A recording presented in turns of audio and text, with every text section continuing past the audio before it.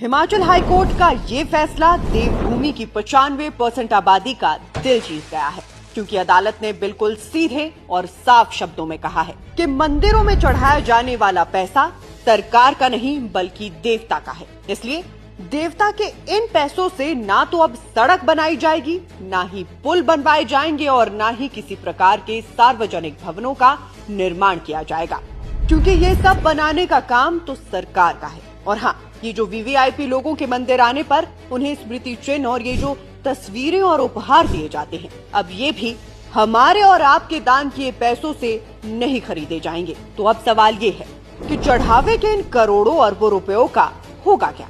खबरों का पंचनामा में आज हम यही पता लगाएंगे। तो जैसा कि आपको पता ही होगा, पहले जयराम सरकार ने और अब सुक्खू सरकार ने प्रदेश के मंदिरों से पैसे मांगे। किसी ने गौशाला चलाने के लिए मांगे तो किसी ने योजना।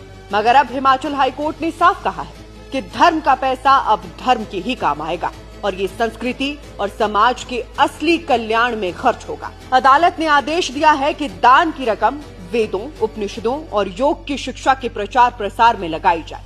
इससे गुरुकुलों की स्थापना होगी, जहां बच्चे धर्म और अध्यात्म की शिक्षा ग्रहण करेंगे।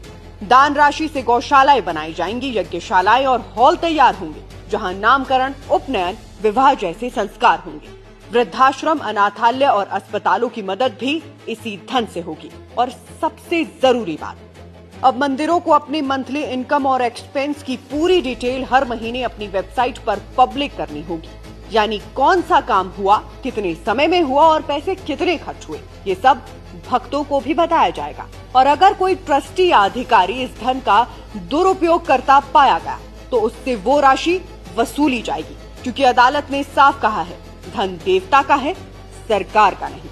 बाकी मेरी माने तो देवभूमि हिमाचल से निकला ये फैसला सिर्फ एक राज्य के लिए नहीं बल्कि पूरे देश के लिए एक मिसाल बन सकता है, क्योंकि मेरा मत तो यही कहता है, धर्म का पैसा धर्म के ही काम आना चाहिए।